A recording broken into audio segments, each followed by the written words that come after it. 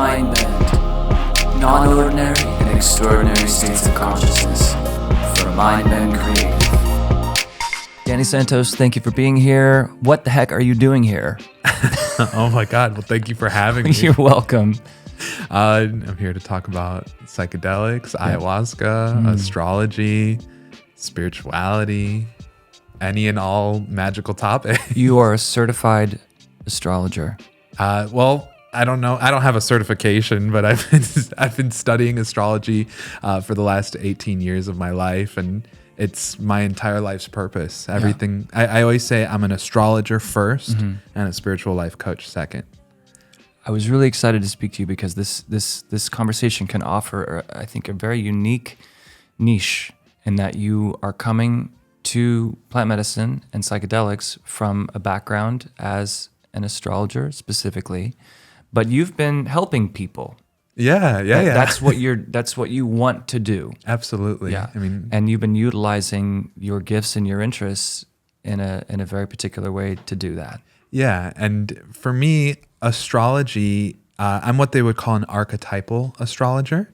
So what that means is I'm kind of using the teachings of Carl Jung, doing spiritual life coachings, helping people understand themselves through like the archetypes of like, oh, you're this sign. So here are the metaphors and the gifts and the strengths and weaknesses that come with that archetype.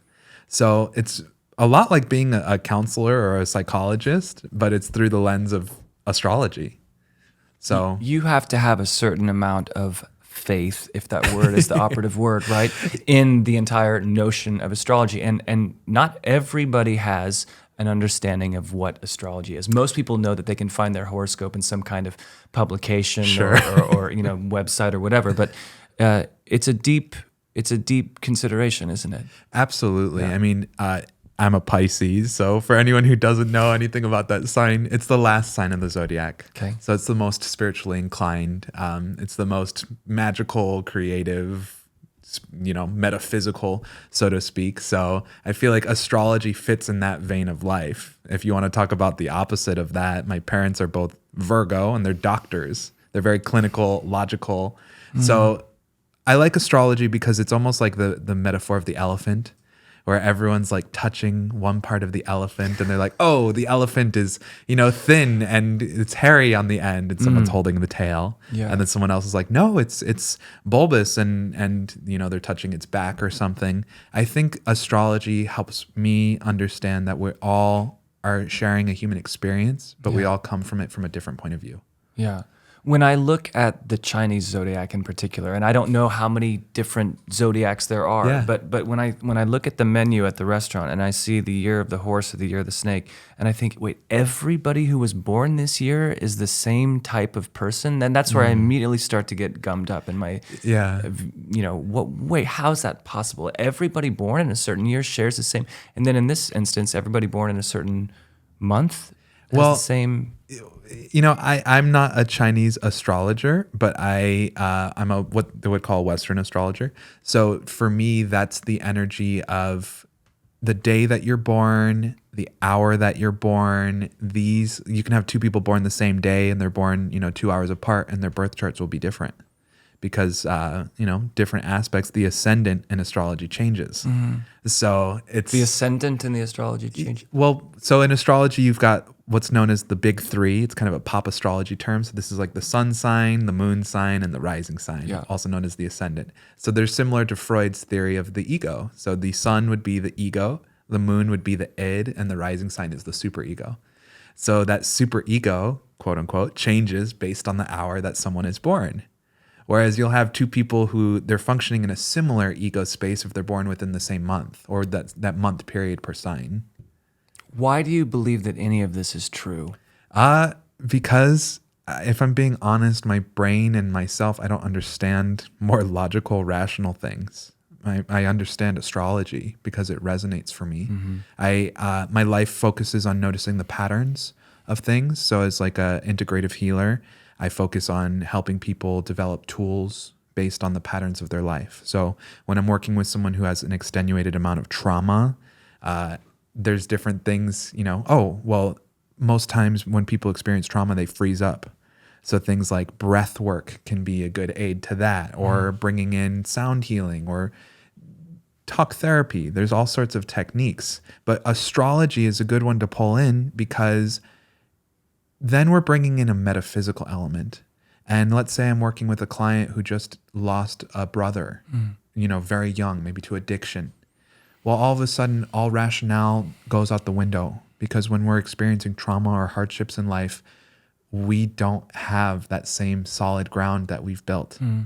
So I think astrology is a good tool to turn towards when we're looking for answers that the rational things can't always answer. Is astrology different than religion? That's a good question. To me, astrology is kind of like my religion. It's the thing that I believe in the most. I wouldn't call it a higher power though.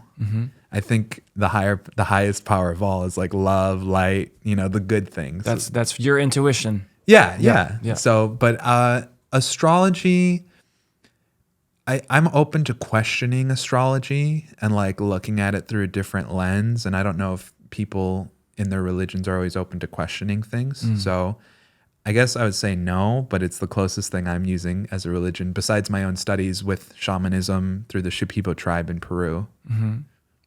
So again, to get very specific. Sure. Shamanism. Yeah. What does that term mean to you? Well, to me, I don't have the dictionary definition in front of me, but shamanism is. That's why I have my Google here. Yeah, if we need it. Yeah. I view it as when someone's working within a particular lineage and they're following practices that have been passed down through generations that step outside of what would be considered more clinical or more tangible in a way. I mean, someone who is working with herbs, I guess that's very tangible, but it's outside of Western medicine.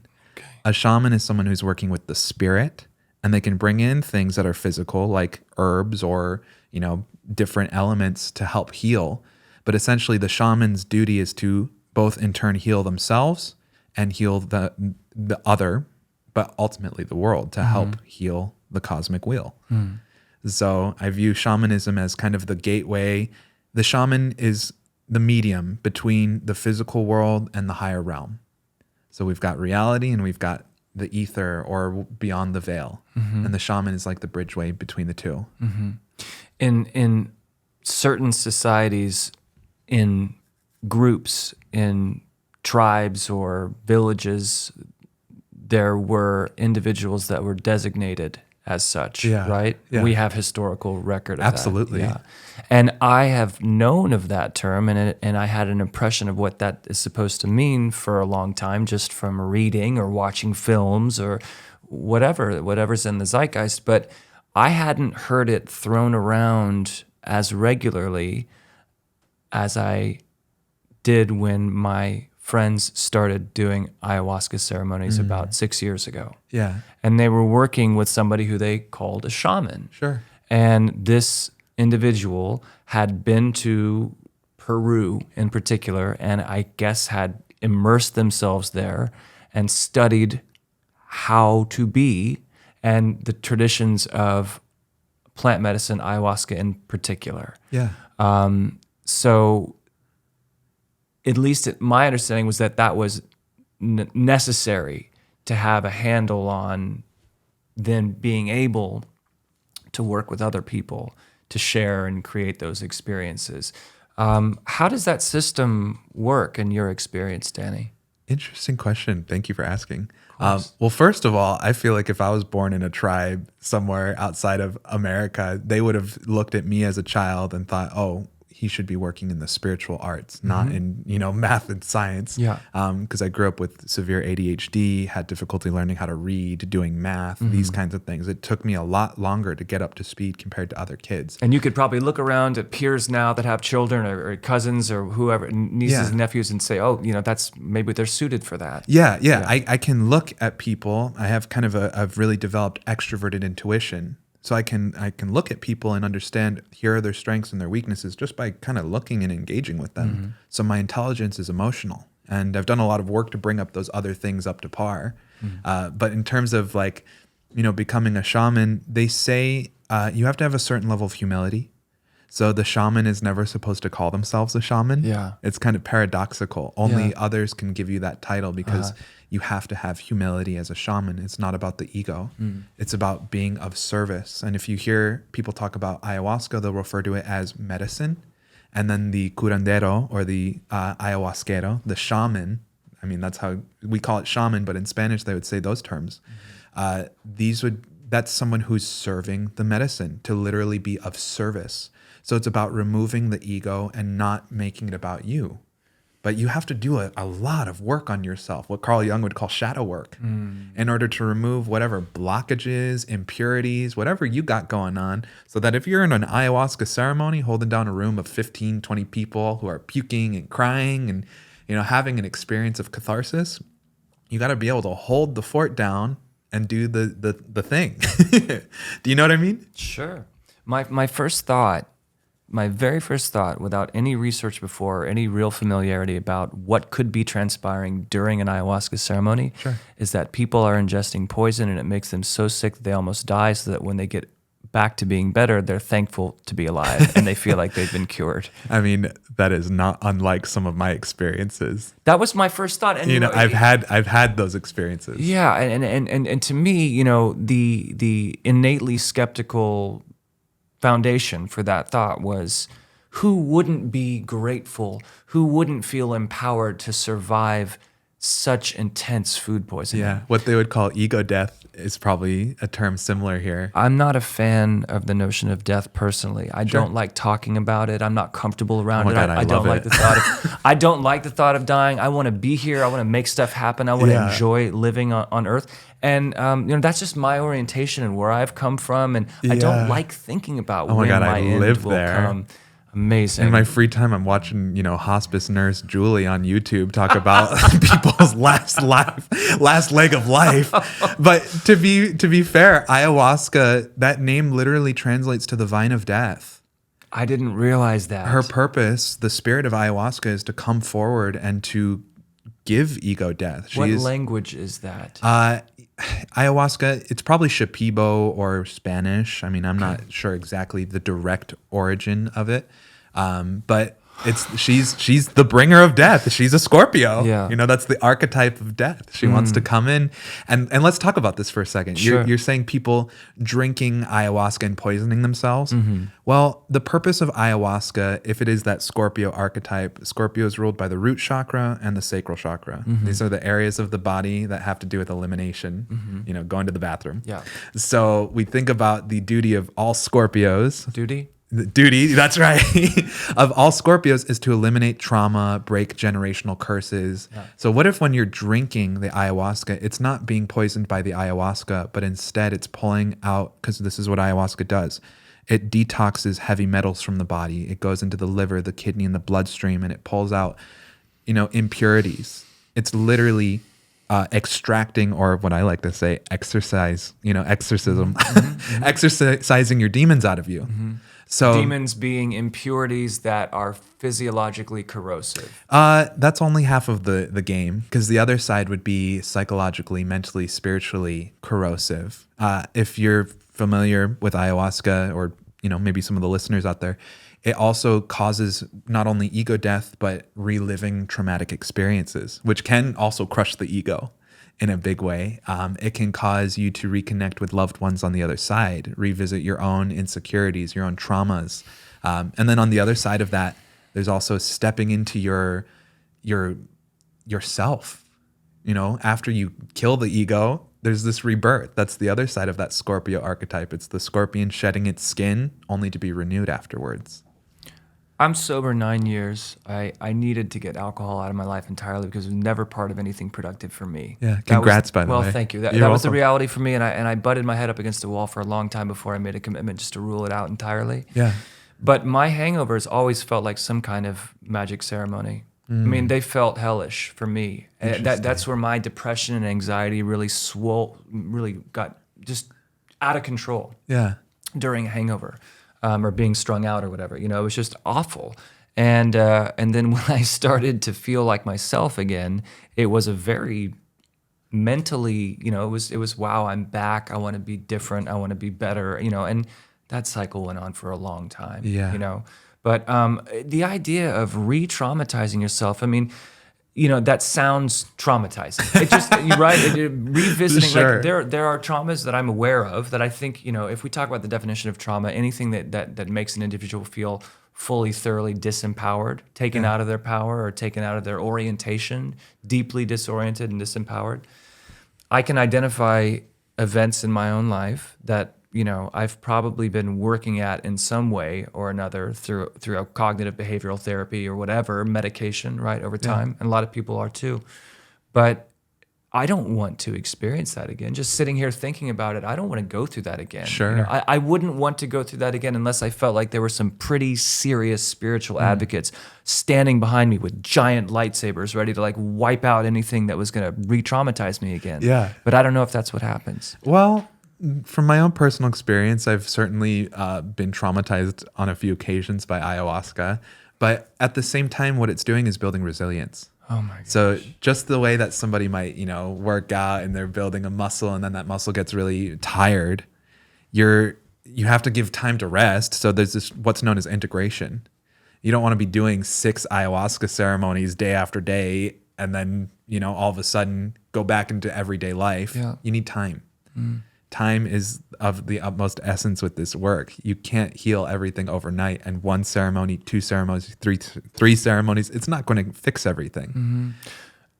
Can I say something? Please. In terms of having a system of support to integrate, you know, so my friends back home were a married couple that were doing it together.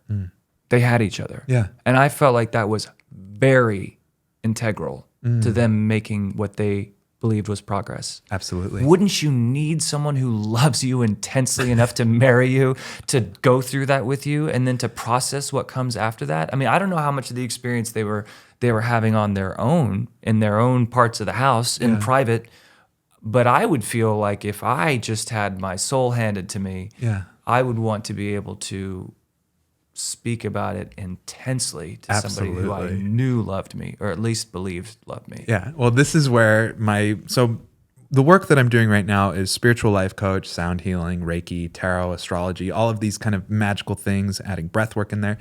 The ultimate goal is to create an ayahuasca center for healing. And I know this is a shared vision. So many people I talk about who talk about ayahuasca have the same vision. An actual brick and mortar facility? Yeah. And then also I'd like to travel internationally and serve ayahuasca here or there, whatever, to be the traveling shaman who's also playing music. And what I would love to do is, you know, let's say we've got 20 people coming into one ceremony. All right, so we've got 2 months beforehand. We're going to meet once a week, talk about it. Everyone in that group is also going to have their birth chart done privately by me. And we're going to start the questions and the conversations around what's the blockage in your life? What does it say in your birth chart? What do you feel like, you know, outside of the birth chart? How do you want to heal? So do that for 2 months. By the 3rd month, do the ayahuasca ceremony with the group. So everybody already knows each other because they've already been meeting over Zoom or something. And then go into another month of integration. And then if people want to continue, you know, either myself or maybe refer people to some psychologists, psychiatrists who specialize in people integrating ayahuasca as well. So this is my vision. And ideally, I'd like to have my own property with a church and, you know, the Church of Ayahuasca, and also tons of different plant gardens, roses, rosemary, maybe some indigenous plants. But to have a facility where from beginning to end, people are held through the whole process. Because right now, I'm working with my shaman. She is busy. She unfortunately doesn't have time to sit one-on-one with every single person because she's managing thousands of people and she's doing it all alone. So I would like to step in because I'm already doing that work on a daily basis as a spiritual life coach and astrologer. So if I could bring in that and help people integrate, that's the ultimate vision. Ayahuasca is half the equation. The other half is people need help processing it out. What did they see? What's the symbolism? What are the archetypes? You saw a snake? Let's talk about what that means. And maybe this isn't for people who are really logical and rational and want things to be concrete and measured and but logic and reason are being pushed, right? Logic and reason are being strained, you know? Yeah. We all just went through something that seemed to defy logic. We cannot touch those we love for 2 years, you know? And so there's adapting going on. There's evolving that's going on, isn't there? Absolutely. Yeah. And that's part of the beauty is like a lot of these integration groups could be done over Zoom, so people wouldn't have to leave the luxury of their own home. It wouldn't be too disruptive to their life other than whatever side effects they're feeling from the ayahuasca. But the purpose of being quote unquote traumatized by the experience is, well, you can't create something internally that wasn't already there necessarily.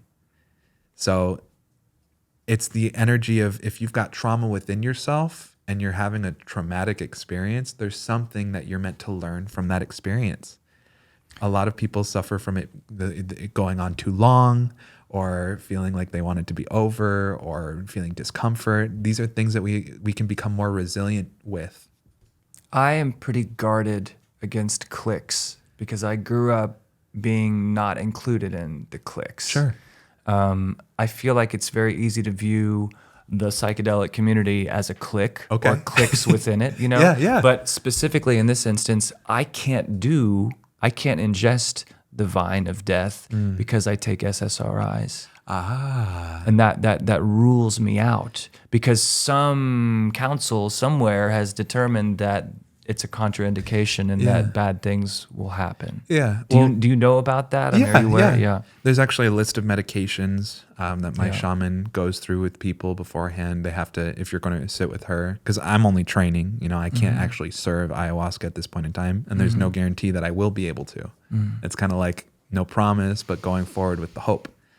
But the way that she does it, she's got her list, and people, they have to send over their mental health history, the list that they're doing, How do they send over their mental health? I mean, mental health is so obscure. It's so complex. I don't know who can give an accurate read on their mental health history. Well, the question is like, have you suffered from any significant mental health problems? And really what she's looking for, what people with serving ayahuasca are looking for, is schizophrenia. Yeah. Do you or someone in your family have a predisposition to schizoaffective disorder or schizophrenia? Because with those, ayahuasca can actually trigger it. So we want to make sure that there's like a certain level of integrity and responsibility with the person serving the medicine to make sure that they're not putting someone at risk. I want to continue to be slightly contrarian in this, just so please we can turn over every rock, right? I'm okay. Why would a vine, an entity with such power to heal, fuck you up with turning you into exacerbating your schizophrenia? I don't think it's the vine doing it. I think there's a tool and a time to use everything, and then there's time for restraint. So it's important for somebody who might have schizophrenia or predispositions to that condition to make sure that they're checking their family history. If ayahuasca is a spirit and an entity, she might be, she throws you out there, she's giving you visions, which is akin to schizophrenia. So law of energy, you can only have so much of similar energy in one space before there can be some kind of collision. This is an unfair question to ask you, but do you think schizophrenia is a spiritual state, or is it just some kind of neurological problem? Well, I don't have an answer for you on that one, but I'm sure a lot of, biblical historians might say that people who were prophets back in the day might have suffered from maybe delusions of grandeur or other schizophrenic ideations, but I don't know. I mean, that's a hard one to say. It's just interesting to me how obscure. I mean, the conversation around mental health, as somebody who was diagnosed with depression and anxiety early on in my life, I mean, I felt like I was somebody who wanted to have deep conversations, who loved intensely, was intensely curious, loved to talk, wasn't really finding my heart's place in the world consistently as a young person. And then also somebody who invites energy in, who invites people in. There are people who are vampiric in their tendencies, sure, absolutely. Or manipulative or opportunistic in that way, right? And so I think a lot of children are like that. They have so much openness and so much love and so much trust and so much power in that, and it gets corrupted, it gets attacked, it gets raped, and But we're just so pathetic in our understanding of mental health. I can't believe that that it's just so hard to get proper care for what we call mental health versus dental coverage, Sure. or vaccines or cold medicine or whatever. Yeah. You know, it's a bitter pill to continue to try to hold down. You know, and I think, anytime that we can come up with a framework for finding commonalities between conditions, or identifying this idea of trauma and the relationship, the physiological relationship with trauma and the body and nutrition, is such a complicated matrix. Yeah, I think because mental health is not as quantifiable or measurable in a physical manner compared to physical health, that it's discounted. I think, and it's almost like mental health is closer to faith than it is to logic, because it can't be seen. You have to believe that it's there. Yeah. And yeah, you can see the symptoms of it, but it's a very internal process, much like faith is. So there's something to that. And I know that there's a lot of people in the world that don't believe in a higher power. There's atheist perspectives, agnostic perspectives. And we also live in a patriarchal society, which doesn't really favor the more emotional, kind of feminine side of things. So we want to bring forward more studies on psychedelics, ayahuasca, spiritual healing. These things are all seen as the woo-woo side of life. What does that term mean? Where does it come from? I hear it all the time, but what does woo mean in particular? I've just heard it as jargon in the spiritual community. Sure. But it's like, oh yeah, we're all going to go drink a bunch of ayahuasca in a dark room in the forest. Like woo-woo. It's kind of, woo-woo is a way of jokingly discounting an experience as being just magical and maybe not serious. And I hear it most often used by people within the spiritual community when they're saying, this is not just your typical woo-woo. It's like actually deeper than that, or, because there's one thing to talk the talk, but spirituality is working if it walks the walk, if it's showing results. What countries is the practice of ayahuasca ceremonies, where is it legal? That's a good question. It's not legal in the United States unless it is part of a religious sacrament. So I'm doing it through a tribe and a religion that I'm working very closely with to focus on the customs and the lineage and, to have all of the practices and everything in place. But there were individuals that became a church. I'm sorry? Are they a church? Do they have permission federally to do that as a protected religious entity? Yes. That's the entity that you've connected with. Yes. Okay. And for, privacy purposes, I'm just going to keep it anonymous. Sure. But yes, if you're not it's illegal. It is, I believe ayahuasca is a Schedule I drug if you don't have religious protection on it. So yeah, I'm a member of the church that I sit at, but there are some ayahuasca centers around the United States that, once again, they are legally a church as well. There is, I believe it's legal in Mexico, and if it's not legal, I know it's happening a lot over there. There are certain places in the world where you can't fly to with ayahuasca. They'll just throw it out immediately. When you come into the airport? Yeah. But I don't know exactly where. My biggest focus right now is I want to go to Peru and study with the shamans there and live with the tribe for 3 months or 6 months. What is Peru like? I don't know a whole lot about a lot of other countries outside my own. I barely understand where I live, right? But is Peru an enlightened place to live? Is it? Are people generally happier there? Is the society more equitable? Do you have any impression of? I mean, that sounds like a goofy question, but I don't know. Is it in a place where something like this, a practice like this, is more tolerated or accepted or cherished or revered? Is the society that happens in, does it reflect an enlightened quality? Well, your guess is as good as mine because I haven't been yet. So yeah, but have you heard anything from people that know, or the people that spent time? Or my best guess is that because ayahuasca is so native to that space, I think a lot of people they're not living in the kind of world that we're living in. A friend of mine recently went abroad, and she was saying when you step into the jungle, the Amazon, it has a hum, and they're so connected to that hum, the hum of nature, the hum of the earth, the vibration, the electromagnetic fields that are moving through you. because they're walking around bare feet more often than we are. Their feet are literally planted, thus grounding themselves to the soil. So we're cut off from that in modern society. We're wearing tennis shoes or whatever kind of shoes you want to wear, and our feet do not touch the earth. We've got roads, we've got sidewalks. To be connected to the earth, well, for the most part, people look at a tree in a day, or they look at the trees as they're driving, but how often do people actually have the opportunity, especially here in Los Angeles, to be one with the earth? Whereas in Peru, they're living a much more frequent experience, especially in the ayahuasca circles. Tell me a little bit more about your training process. What's entailed with becoming what you envision becoming? Sure. So in terms of all of the like integrative healing stuff, that just all comes from my own, life coaching and the astrology practice that I do. But in terms of actually becoming a shaman, and again, it's not a term I could ever call myself. It would have to be a teacher telling me, okay, you can serve the medicine now. Is it synonymous with curandero? Is that the same? Yeah, curandero. You can't say that about yourself, though. That I'm not sure. I just know I've heard in the spiritual community, a shaman never calls themselves a shaman. But ayahuasquero, curandero, those are the terms. The people who are serving the medicine. Yeah. So the process looks like this. You have to develop your own relationship with ayahuasca before you can serve it. So you're not, people who sit and they do 3 ceremonies and all of a sudden they're ready to start serving.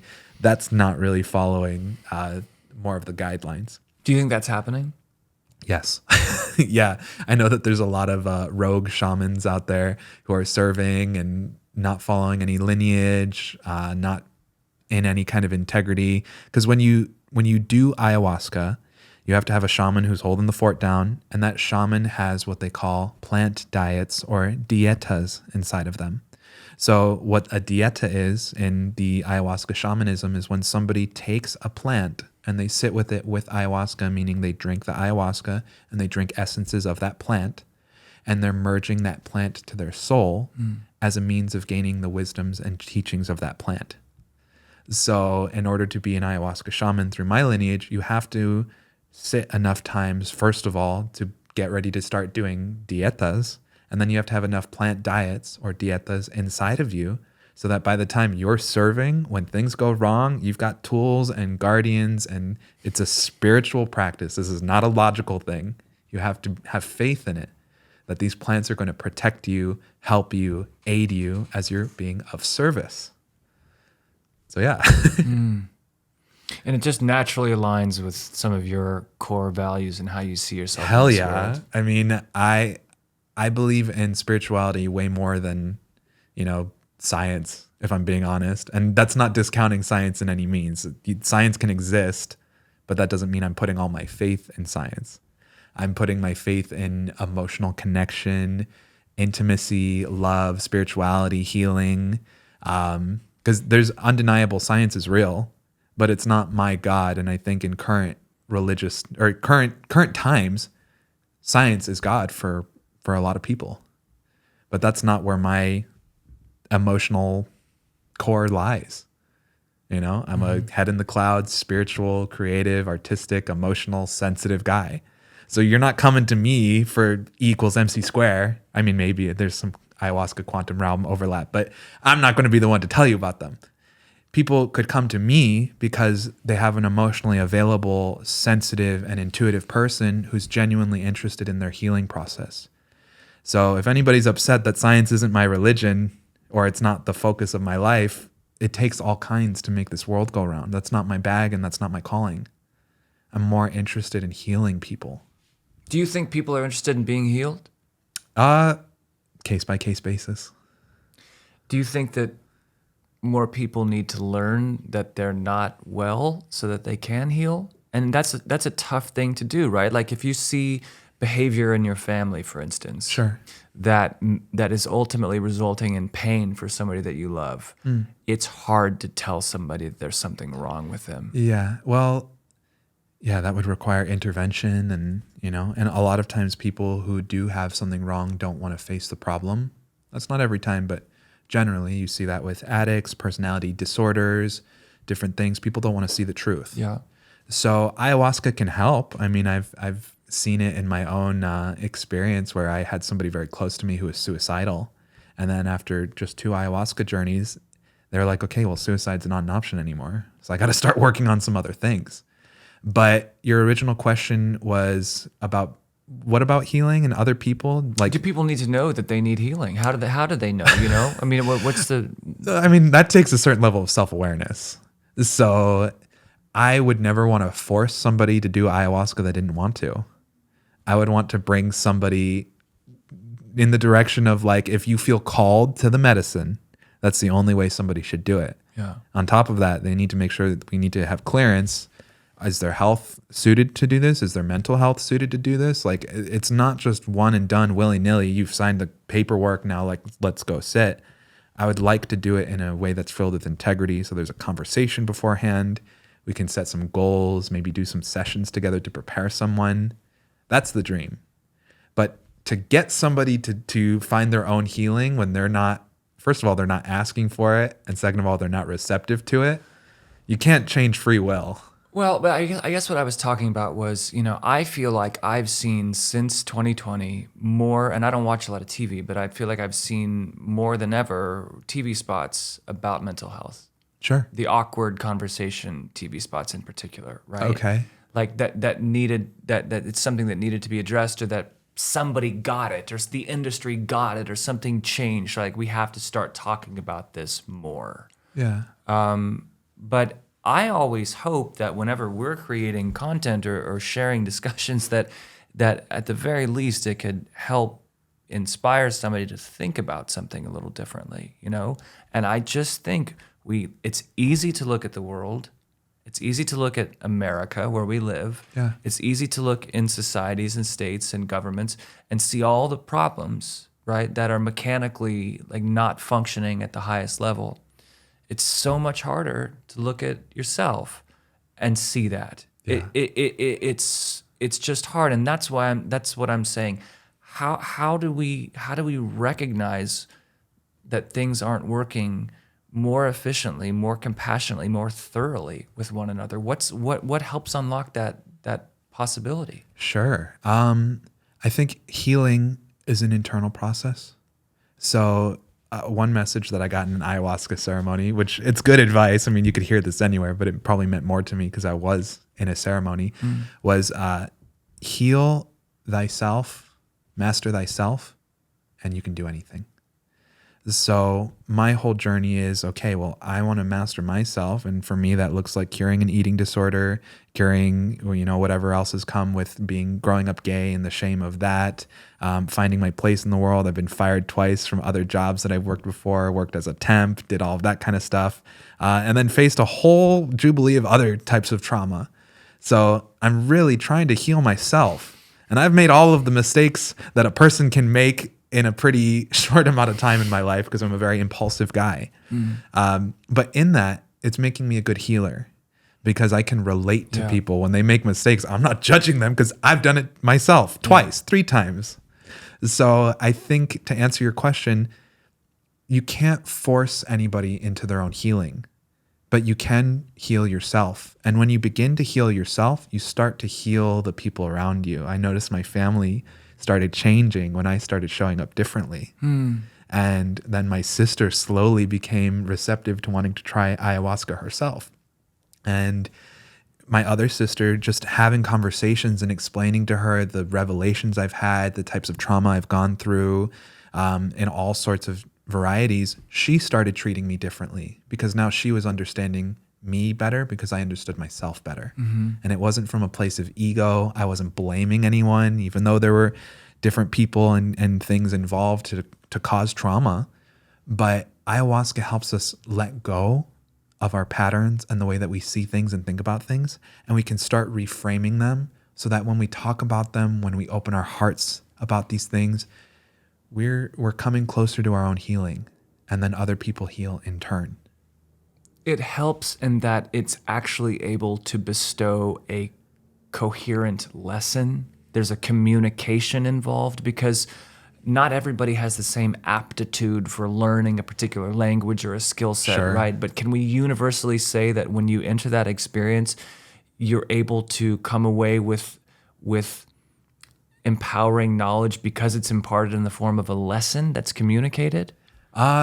That's been a lot of my own experience. I don't like to blanket statement for anything because I think everything's kind of case by case. Yeah. And one person can, I've heard of people who did ayahuasca once and they died. So what about their experience?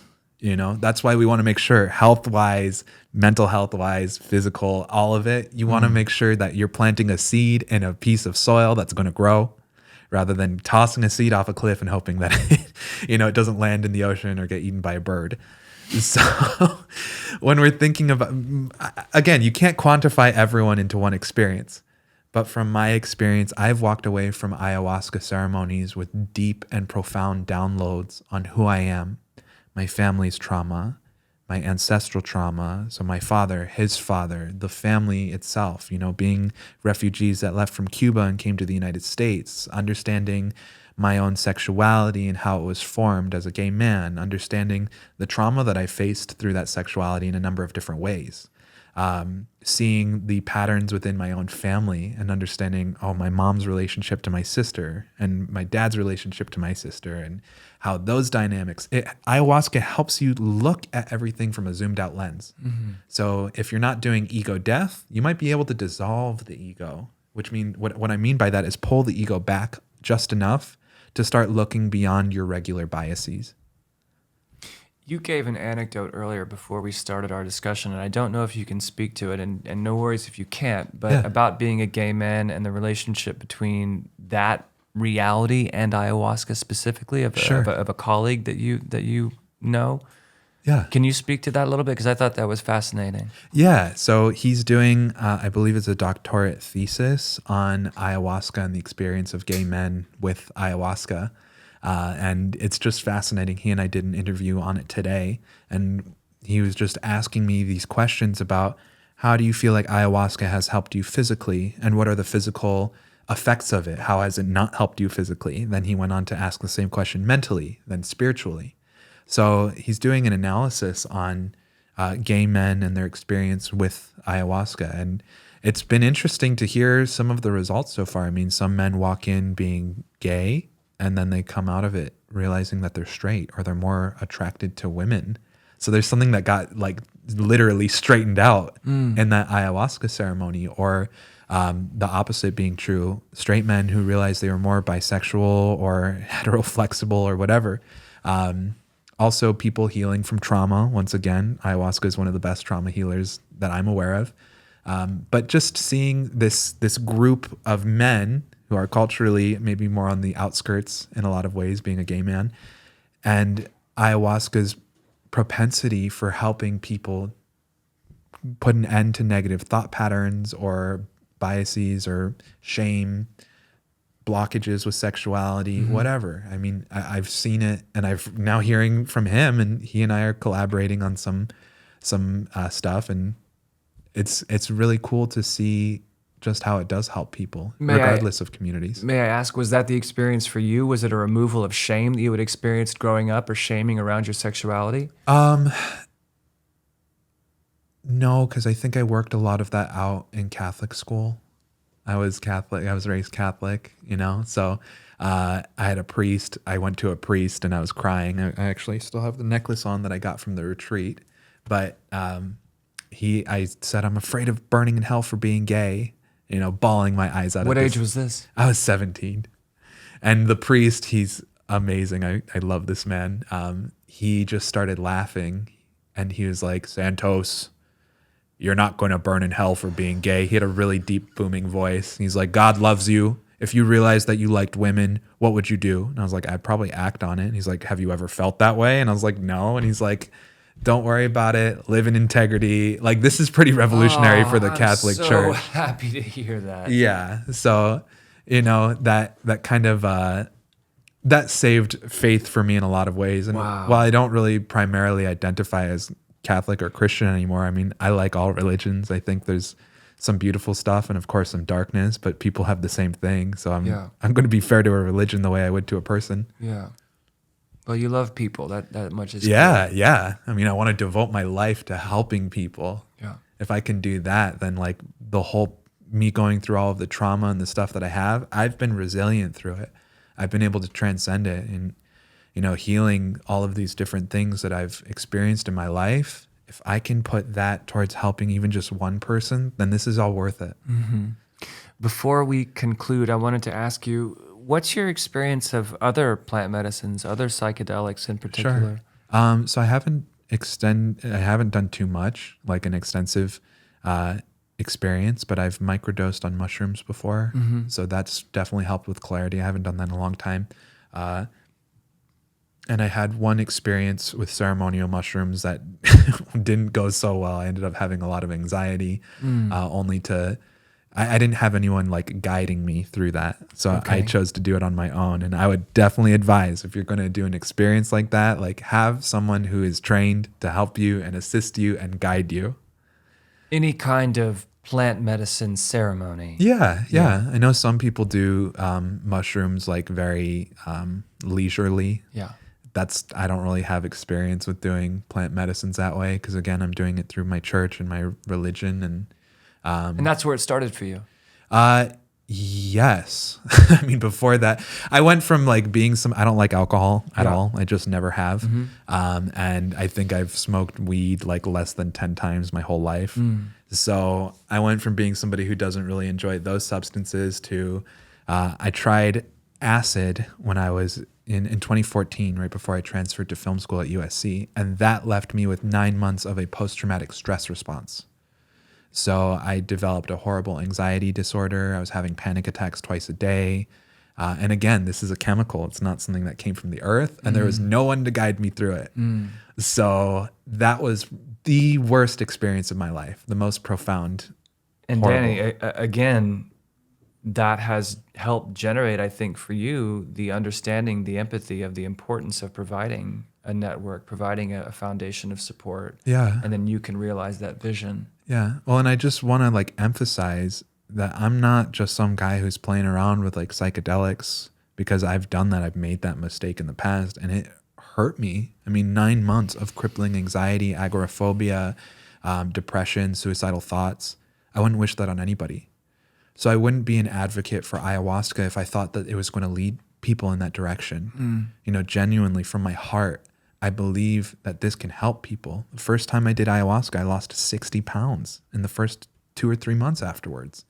And then I ended up gaining it back because I got fired from the thing I was working on and then working on a TV show where they feed you like 5 times a day. But it was a concern of yours? It was something that you wanted to try to work through? Yeah. Well, and then, after gaining it all back, I'm currently fighting off that same eating disorder.